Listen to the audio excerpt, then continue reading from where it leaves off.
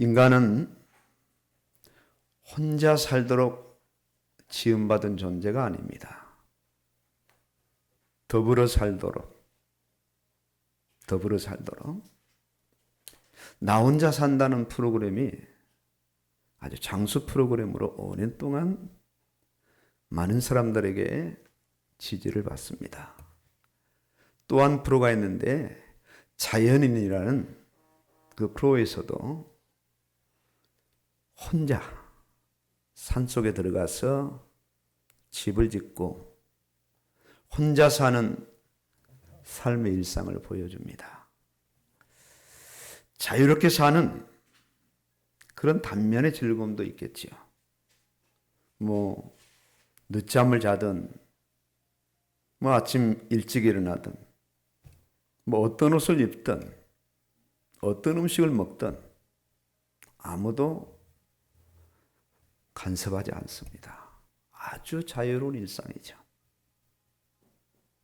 이렇게 자유롭게 사는 자유였던 일상도 있겠지만 함께 부딪히며 살아가면서 얻어지는 유익과 행복은 혼자 살면서 혼자 누리는 기쁨과 즐거움과는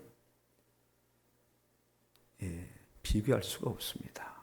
비교할 수가. 훨씬 더 다양하고 많은 이 긍정적인 좋은 면을 제공해 주게 됩니다. 지금 이 시대는 수많은 이 군중들이 이렇게 도시를 이루고 살아가지만 어떤 면에서 인간들은 다 제각기 인생을 살아갑니다. 급부상하는 것이 애완동물입니다. 애완동물. 심지어 고양이, 개들의 호텔도 생기고 납골당도 생기고 아주 놀라운 일들이죠. 그렇게 방 안에서 개와 고양이와 이렇게 부딪히면서 살아가는 시대. 이런 이면에는 인간관계의 단절이 큰 몫을 차지합니다. 큰 몫을 차지합니다.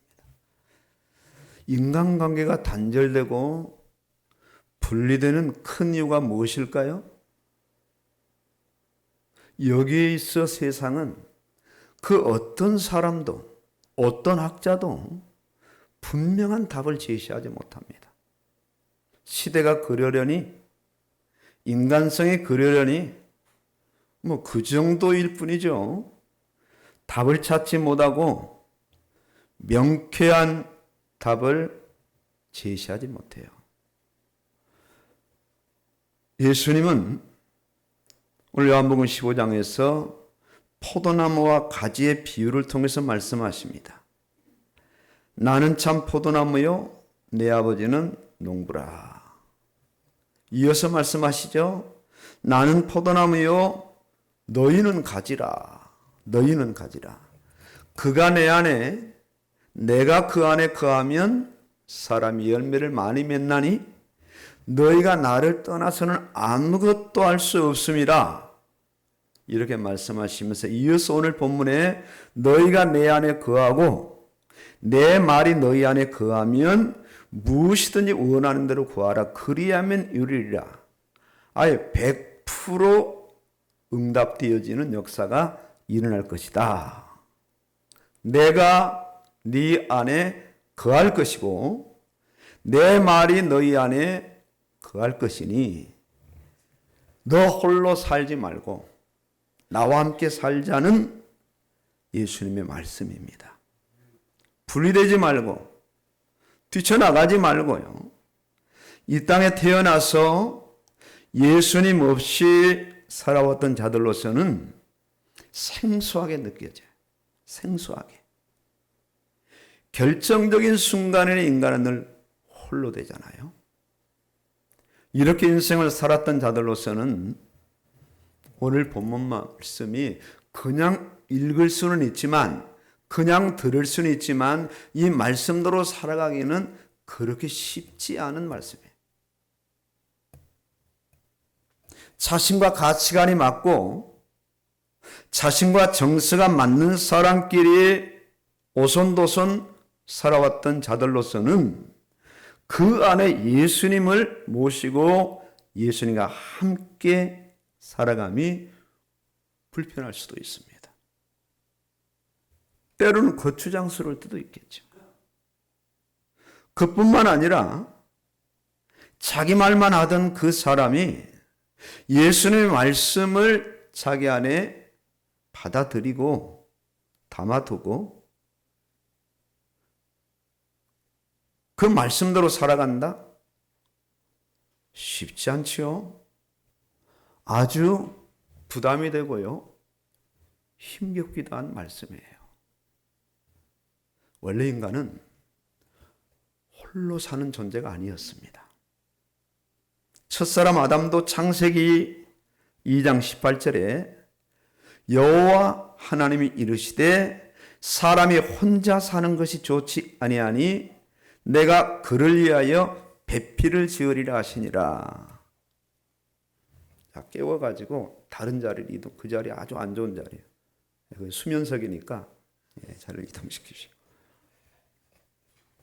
내가 그를 위하여 배필을 지으리라 하시니라. 이렇게 창조된 인간은 하나님과 함께하며 창조된 인간과 더불어 함께 사는 존재였어요. 함께 사는 존재. 먼저 인간은 하나님과 함께하며 하나님의 말씀이 인간 안에 들어올 때에 이때 인간은 최상의 삶을 살아가게 돼요. 근심 걱정 없습니다. 불안 두려움 없습니다. 염려거리 전혀 없습니다. 참된 기쁨과 안식과 평안과 행복을 누리게 됩니다. 아담 하와가 에덴 동산에서 이런 삶을 영위했어요. 걱정이 없어요. 근심이 없어요. 불안이 없고 두려움이 없어요. 내일 일을 염려하지 않아요. 아담이 하와를 일컬어 이는 내 뼈 중에 뼈요 살 중에 살이로다. 이런 인간이 어느 날 하나님을 거부합니다. 하나님이 주신 그 생명의 말씀, 죽고 사는 그 말씀을 인간이 정면으로 거부합니다.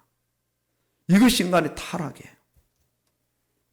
인간의 타락은 하나님과 분리되는 거예요. 인간의 타락은 하나님의 말씀과의 분리입니다. 잠깐의 분리가 아닌 영원한 분리예요. 하나님은 인간에게서 떠나가시고 인간은 고아가 되고 세상에 방치된 인간은 이제 자기와 맞는 인간과 의기투합하게 되고 자기 이익을 위해서는 때로는 부모까지도 이용하거나 거부하고 평생을 사랑하겠다고 만인들 앞에서 서야겠던 그런 부부가 얼마 안 가서 도장을 찍고 남남이 되는 그런 경우들이 오늘 이 땅에서 비일비재하게 일어나요. 오늘도 아마 이 좋은 날 이혼하는 커플이 있을 겁니다. 세상을 살면서 얼마나 많은 인간관계 갈등이 야기됩니까? 335 모이는 곳을 가보면 그 자리에 없는 사람이 반드시 등장해서 사람들의 공동 표적이 되고 비난을 받아요. 다툼과 분쟁과 싸움이 연속됩니다. 개인과 개인도 단체와 단체도 나라와 나라도 끝없는 분쟁과 싸움으로 편할 날이 없습니다. 이 모든 분쟁의 싸움의 원인을 거슬러 올라가 보면 어디까지 올라갈 수 있느냐? 창세기 3장까지 올라갈 수 있어요. 첫사람 아담을 만날 수 있어요. 타락한 인생은 자신 안에 다른 사람이 들어오는 것을 원천적으로 거부합니다. 당신을 사랑합니다. 당신만을 사랑합니다. 죽도록 사랑합니다. 이 말의 유효기간이 얼마나 될까요? 얼마나 될까요? 급변할 수 있고 배신할 수 있는 그 여지가 차고도 넘쳐요. 차고도. 인생 안에 하나님이 들어오시지 않는다면 인생 스스로 하나님 안에 들어갈 수가 없어요. 세상에서 뿐만 아니라 죽음 이후의 영원한 세계에서도 인간은 미아가 되고 고아가 될 뿐이에요. 이런 인생들, 이런 죄인들에게 오늘 요한복음 15장 본문에서 예수님은 말씀하십니다. 가히 충격적인 말씀이요, 놀랄 만한 말씀. 인간도 존귀한 인간이 자신 안에 온다면 얼마나 좋겠습니까? 인간이 아니잖아요. 저도 완전하신 하나님께서 불완전하고 죄로 더러워진 인간에게 찾아오셔서 아예 인간 안으로 들어오시겠다는 거예요. 함께 하시겠다는 거예요. 임마누엘. 함께 하시겠다는 거예요. 더럽고 완악한 죄인 안에 의롭고 깨끗하고 거룩하신 하나님이 들어오시겠다는 말씀이에요. 우주공간 천지를 창조하신 그 크신 분이 한 사람 작은 그 사람의 심령 안에 들어오셔서 떠나가지 아니하시고 영원토록 함께 하시면서 뭘 주시겠다? 생명의 말씀을 주시겠다는 거예요. 엄청난 말씀이죠. 엄청난 말씀. 만약에 오늘요, 윤석열 대통령님이 누구를 지명할까요? 우리 오선주 집사를 지명해 봅시다. 어제 용산 청사에서 전화가 왔어요. 어제 밤늦은 시간에 갑자기 윤 대통령이 비서관을 전화해서 그 목 이동에 사는 오선주 씨 있지, 내가 내일 그 집을 방문하겠다. 그것도 10시 35분에. 어떻게 하시겠어요? 대답 못합니다. 웃으신 분들은 대답해 보세요. 대통령이 찾아온다. 찾아오면 얼마나 있다 갈까요? 반나절? 금방 가요. 그래도 그 자리를 떠날 수 없을 겁니다. 아유, 대통령이 오시는데 내가 그래도 그렇지 어떻게 교회를 가, 어떻게 예배를 드려. 하나님도 봐주시겠지. 안 봐주시죠. 뭘 봐주셔요. 존귀한 사람이 손님으로만 와도 영광이 되고, 이런 사람이 떠나가지 않고 함께 거하시겠다. 함께 거하시겠다. 이보다 더 기쁨과 영광이 없을 겁니다. 이런 기쁨과 존귀와 영광을 넘어서는 인간 사회에서 도저히 일어날 수 없는 일이 지금 일어나고 있는 거예요. 그가 내 안에, 내가 그 안에 거하는 초인간적인 역사가 일어났으며, 여기에 그치지 않고 내 말이 너희 안에 거하게 될 것이다 말씀하십니다. 내가 너희 안에 거하고 네가 내 안에 거하면 내가 말할 것이다. 자, 워런 버핏이라는 투자의 귀재가 있는데, 금년 그분이 점심 식사 한 끼 경매가 얼마에 낙찰됐는가 찾아봤더니 238억 원에 낙찰됐어요.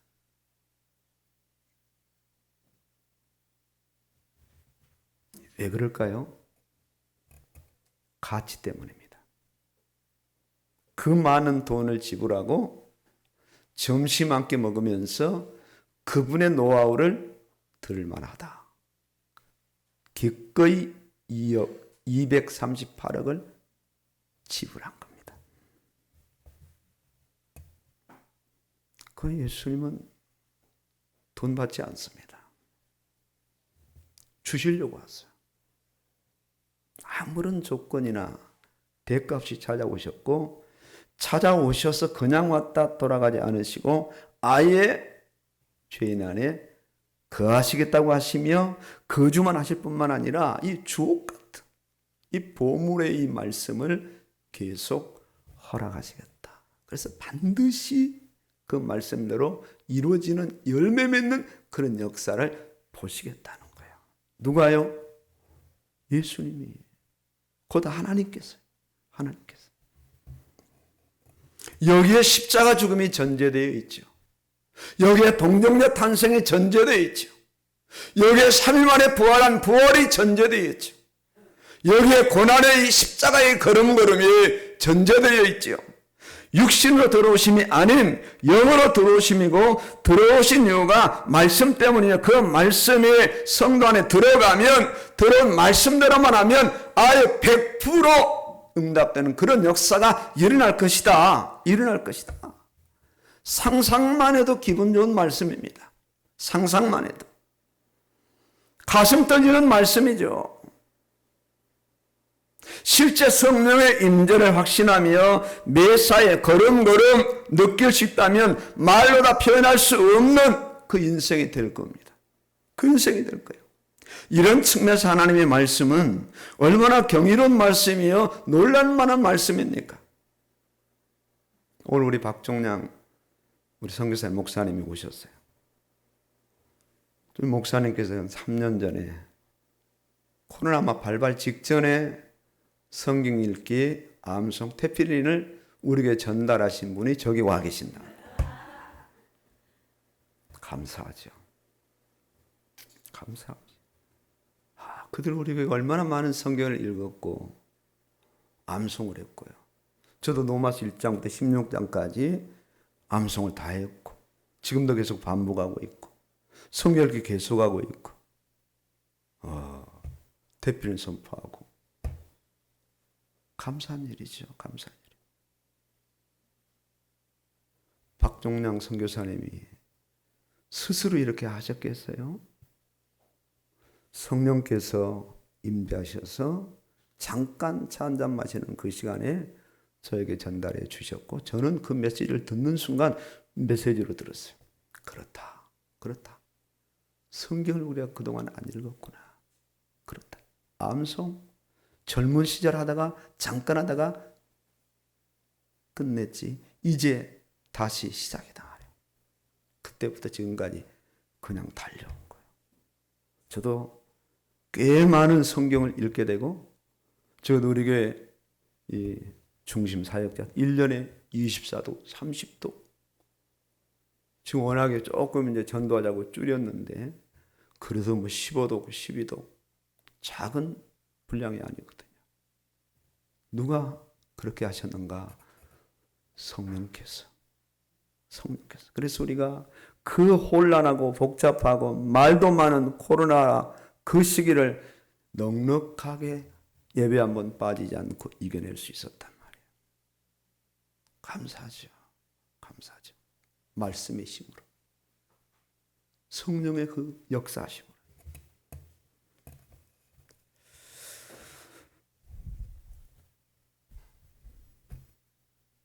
이 땅에 하나님이 오셔서 죄인을 구원하시고 떠나가지 않으시고 구원받은 자 안에 거주하시면서 말씀을 주시겠다는 이 엄청난 은혜의 호의를 입었음이 제대로 잘 가늠이 되질 않아요. 66권의 말씀을 주시고 그 말씀이 구원받은 자 안에서 이루어지도록 말씀에 저지하신 성령께서 역사하시겠다고 하시는데, 이 말씀이 어떤 말씀이에요? 죽은 영혼에게는 그 영혼을 살리는 생명의 말씀이니, 죽은 영혼을 살려내는 주 예수를 믿으라. 그리하면 너와 내 집이 구원을 받으리라. 하나님이 세상을 이처럼 사랑하사 독생자를 줬으니 누구든지 그를 믿는 자는 멸망치 않고 영생을 얻게 하려 하심이니라. 또 말씀이잖아요. 말씀. 병든 영혼을 아예 고치는 말씀이요. 약한 자를 강하게 하는 말씀이요. 무너져서 일어날 수 없는 사람을 다시 이렇게 세우는 그런 말씀이고요. 여전히 부정적인 사고, 부정적인 인생을 살아가는 자에게 말씀대로 이루어짐을 믿는 믿음의 사람으로 세우는 말씀이고, 사람을 죽인 살인범이라 할지라도 사람을 살려내는 복음의 사람으로 완전히 바뀌는 그런 말씀을 우리에게 은혜로 통째로 허락하여 주신 거예요. 이 말씀이 우리 손에 들려있잖아요. 믿음은 들음에 쌓으며 들음은 그리스도의 말씀으로 말미암았느니라. 그렇죠. 이 말씀이 내 손에 들려있고 여러 가지의 그 성경이 내 서재에 꽂혀있고 여러 가지의 성경이 내 휴대폰의 앱으로 저장되어서 어디 가든지 휴대폰을 열어서 말씀을 읽고 들을 수 있는 이 좋은 시대를 우리가 살아가고 있는 겁니다. 지난주 제가 화요일날 은행을 갔는데 은행 기다리는 시간이 1시간 10분이더라고요. 손님도 별로 없는데 그 안에 뭐합니까? 휴대폰을 열어서 성경을 읽으니까 지루하지 않고 이 번호표 부를 때 나가서 일 처리하고 돌아왔죠. 어디 가든지 틈만 나면 틈을 내서 성경 읽자. 예, 그렇죠. 이 믿음은 어디까지 성장해야 하고 믿음은 도대체 어디까지 올라가야 하며 믿음은 어디까지 이루어야 하는가? 하나님은 욕심이 크시죠. 이 수준에서 멈추는 걸 원하시잖아요. 이 수준에서. 정상적인 성경적인 복음적인 믿음이라면 오늘 말씀에 주목하게 되죠. 예수님께서 원하시는 믿음은 오늘 본문의 말씀처럼 너희가 내 안에 거하고 이 말씀에 동의해요. 이 말씀에 아멘. 이 말씀에 순종합니다. 그러나 말씀을 믿지 않은 불신은 말씀을 가능하면 멀리하고 말씀을 기피하며 말씀을 거역합니다. 그러나 믿음의 사람은 말씀에 주목해요. 자신의 삶의 스케줄을 말씀 중심으로 계속 갱신하며 이 땅을 살아갑니다. 내가 왜 성경을 잘 못 읽지? 왜 성경에는 분량이 작아지지? 왜 원만하게 이루어지지 않지? 내가 하루 일정을 어떻게 좀 구성을 할까? 노심초사하면서 이리 바꾸고 저리 바꾸면서 말씀을 가능하면 좀 읽어보려고 애를 쓰게 되죠. 애를 쓰게 되죠. 말씀이 가라 할 때 가고 서라 할 때 서고 말씀이 하라 할 때 하고 말씀이 하지 말라 할 때 즉각 중단하는 말씀 중심의 사람으로 세워져 가는 거예요. 이렇게 성도 안에 계시는 성령은 성도의 믿음을 그냥 믿음이 아니거든요.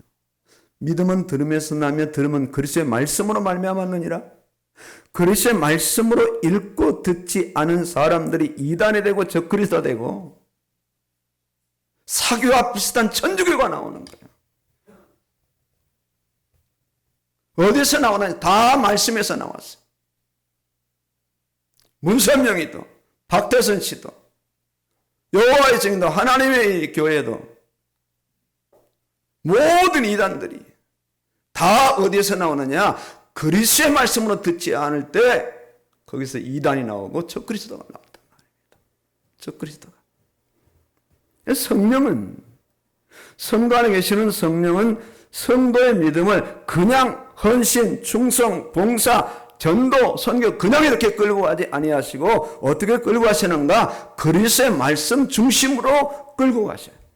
그래서 그리스도의 사람으로 만들어내시고 고쳐내시고 세워내신단 말입니다. 사도 바울의 이 걸음을 봐도 그렇죠. 모든 만사를 자기 중심이나 현실이나 상황에 맞춰 해석하지 아니하고 말씀 앞에서 말씀의 진단을 받고 말씀이 진단한 대로 처방이 내려지죠. 처방 내려지는 대로 그대로 살아갈 때 말씀은 말씀의 역사를 그 사람에게 이루게 된단 말입니다. 분명 지금 앞을 보면 손해입니다.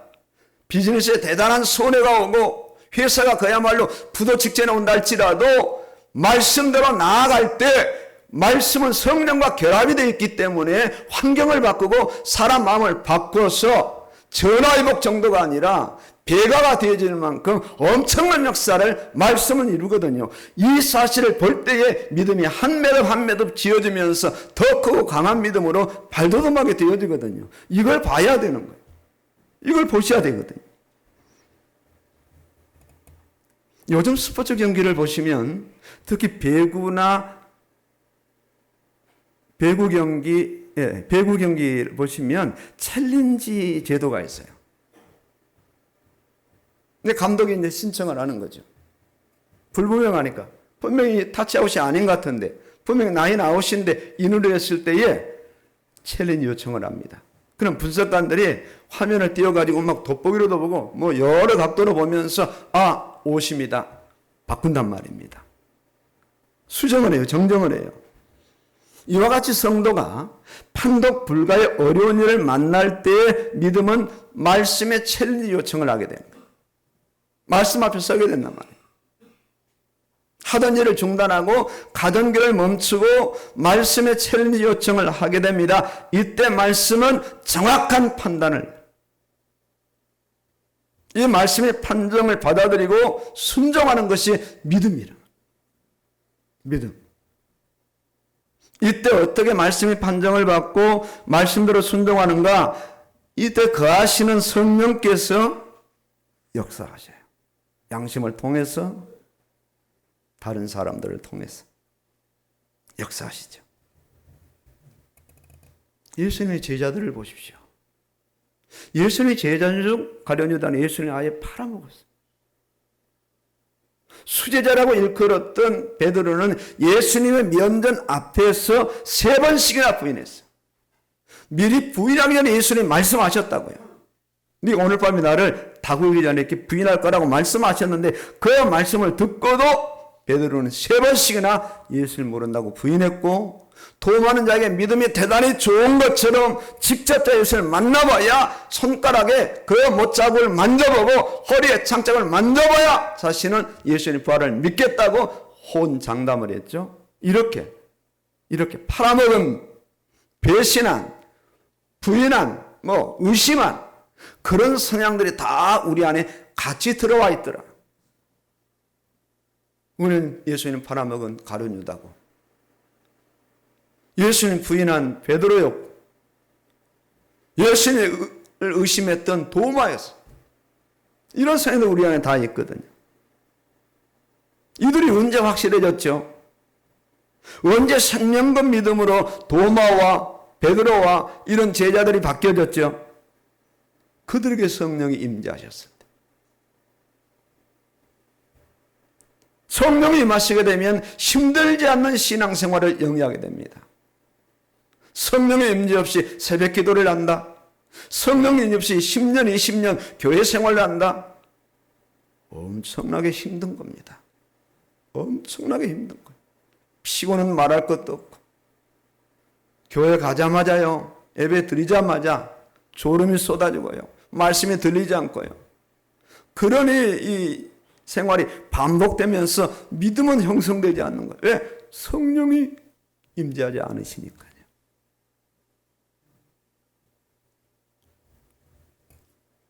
이들이 성령의 능력을 힘입고 아예 생명을 걸잖아요.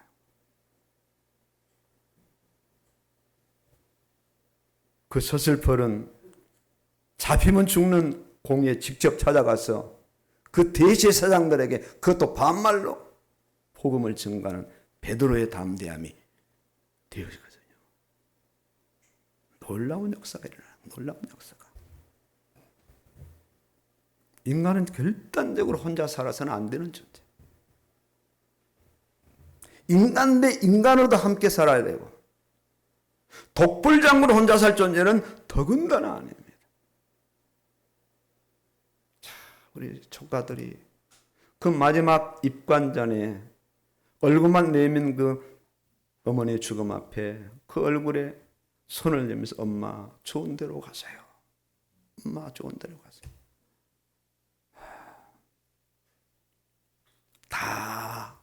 하고 관에 넣고 마지막에 빨간 천을 얹고 부적 2장인가를 이렇게 올리는데 이제 그 염했던 장례 지도사가 설명하는데 하나는 가는 길이 험하니까 위험하니까 보호해달라는 부적, 하나는 조상들을 만나는데 조상들이 잘못했지만은 조상들이 용서해달라는 그런 부적을 딱 넣고 빵. 우리 기독교 입장에서 봤을 때는 이건 뭐 애들 장난도 아니고 그야말로 좀 웃음이 나오려는 그런. 그러나 그 사람들 그걸 정말 믿고 그대로 시행하는 그들의 믿음. 개는 개처럼 살아야 되고 고양이는 고양이처럼 살아야 돼요. 사람은 사람처럼 살아요. 믿지 않는 세상 사람들은 예수 믿는 사람들을 통해서 하나님을 보아야 하고 하나님을 만나야 돼요. 하나님 믿는 성도들이 오늘 요한복음 15장 7절의 말씀이 삶의 현장에서 이루어져야 돼요. 야, 내가 저 사람을 보니까 정말 하나님이 살아계시는 것 같아. 나도 한번 교회를 가볼까? 나도 한번 예수를 믿어볼까 하는 그런 마음들이 전도를 하지 않아도 그 사람을 통해서 불신자들에게 전달되어져야 되죠. 오늘 이 시간 우리 자신을 한번 보셔야 돼요. 나 자신을. 하늘에 계신 아버지 하나님이신지 내 안에 거하시는 아버지 하나님이신지를 세상 종교인들이 자신들이 설정한 신을 찾고 섬기듯 오늘 성도들도 그렇게 하나님을 찾고 섬기는 사람들일까요? 아닌 거예요. 기독교는 종교가 아닌 복음이요 생명입니다. 열심히 찾고 찾아서 찾아내는 그런 하나님이 아니라 그렇게 찾을 수 없는 인간이기 때문에 하나님께서 찾아오셔서 인간 안에 들어오시는 거예요. 구원받은 성도란 이 엄청난 실제를 자신 안에 받아들이고 자신 안으로부터 성령을 인식하고 자신 안에 주시는 말씀을 받고 세상을 살아가는 그런 사람들이 바로 오늘 예수를 믿는 성도들이에요. 그러니 구원받은 사람이라면 가장 먼저 무엇을 인식하느냐? 자신 안에 임재해 계시는 성령을 인식하는 사람이에요. 성령을 인식한 사람이라면 성령의 감화 감동으로 기록된 말씀을 가장 귀히 여기며 살아가는 사람이요, 말씀으로 세상을 보며 말씀으로 자신을 보며 말씀으로 문제와 사건을 진단하고 말씀의 처방대로 세상을 살아가는 그런 사람이 누군가? 예수를 믿는 오늘 요한복음 15장 7절에 해당되는 사람들입니다. 그리스도 안에서 살아가는 사람. 그리스도께서 주시는 말씀으로 세상을 살아가는 사람들이 이런 아주 대단하고 특별한 관계 속에서 이 주신 말씀을 기준 삼고 세상을 살아가요. 가정을 이루고 직업 속에, 사업 속에, 학업 속에 다양한 세상의 환경 속에서 그렇게 살아가니까 말씀은 정확하게 안내할 수밖에 없죠. 이제 우리가 어떻게 해야 합니까? 가장 먼저 이렇게 특별한 은혜를 주신 진정 내가 예수님을 믿고 그 예수님을 사랑해야 돼요. 예수님의 은혜를 아는 사람으로, 예수님의 은혜에 감격하는 사람으로 서야 돼요. 아마 50대, 60대까지는 잘 체감이 안 되실 것 같아요. 근데 70대, 80대가 되시면 많은 체감이 올 것 같아요. 아, 이제 내 인생도 얼마 남지 않았구나.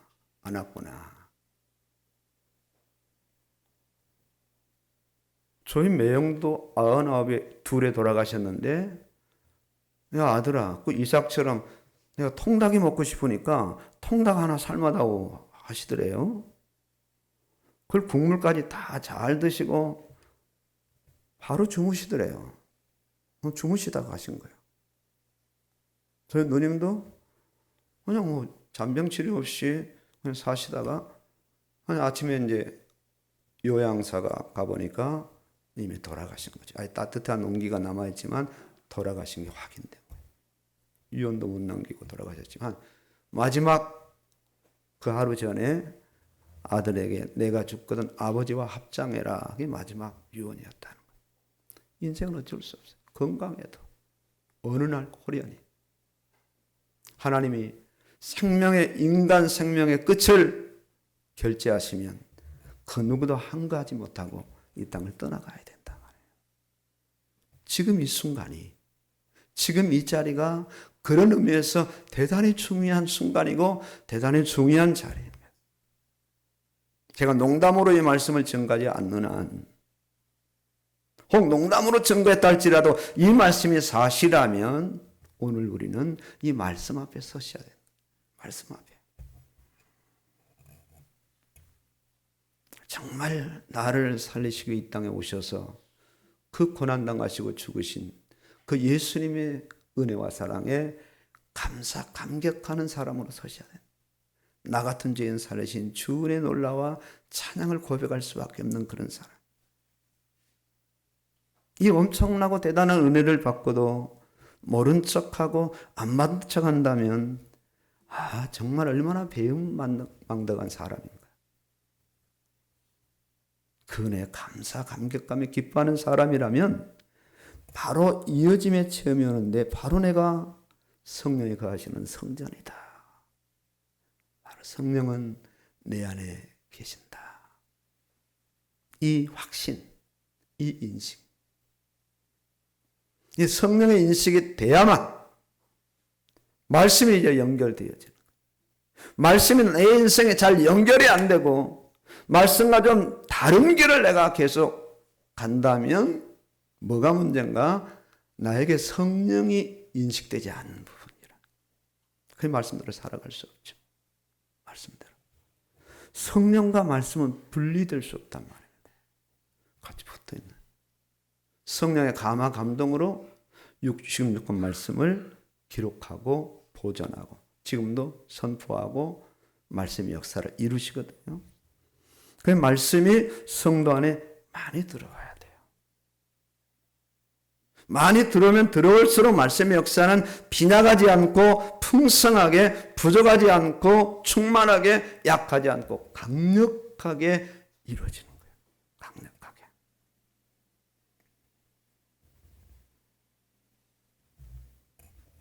들어온 말씀이 정확하게 내 인생에 가야 할 방향을 제시하는 거예요. 성도의 마음과 생각을 감찰하시고 가야 할 방향을 제시하시고 계속 진단받고 처방받아서 어떤 경우는 수술을 크게 하시고 작게 하시고 간단한 것으로 처방하시면서 우리의 인생을 끌고 가시는 거죠. 그래서 결국 말씀의 부요를 이루고 말씀의 풍년을 이루셔야 돼요.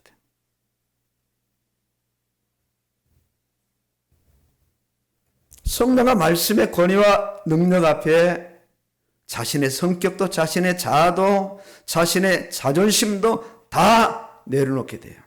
내려놓게 돼요.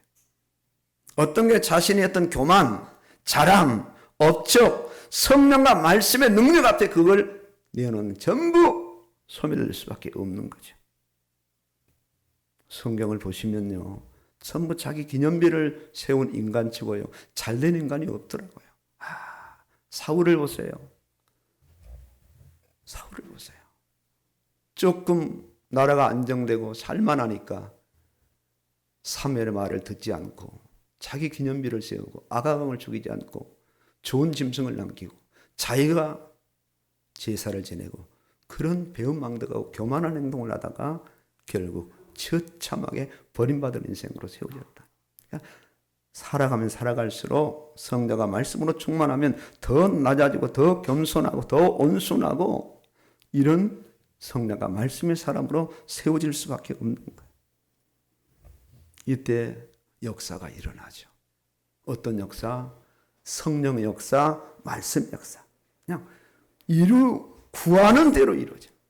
왜? 그분이 성령과 말씀에 사로잡혀 있으니까 구하는 것도 성령과 말씀에 맞는 것을 구하기 때문에 100% 구하는 것마다 이루어질 수밖에 없는 그런 역사가 일어나는 거예요.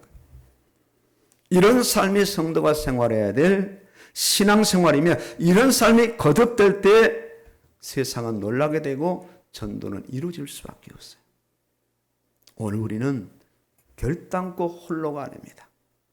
적어도 감히 천지를 창조하신 창조주 하나님, 세상을 원하신 구원주 하나님, 영원히 또 성령께서 우리 안에 임재하셔서 우리와 함께 하시고 우리의 가는 걸음, 가는 방향, 문제와 사건 속에서 정확한 말씀을 대비해서 진단하시고 처방을 내려서 말씀의 역사가 이루어지도록, 그럴 역사는 홀로 사는 존재가 아니라 성령과 함께하는 존재고 우리 더불어 같이 힘을 모아서 성령께 집중하고 성령 인도와 말씀의 역사를 이루는 그런 사람들로 우리가 세워져 있는 겁니다.